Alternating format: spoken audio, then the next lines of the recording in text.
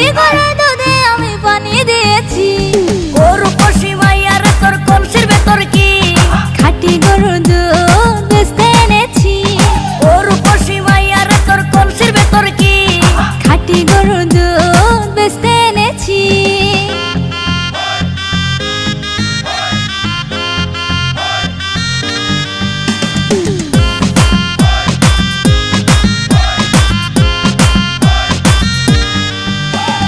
তোর দুধেতে বড়ই মজা, খেয়ে দিলটা হলো তাজা। পথের পানে থাকবো চেয়ে রোজ সকালে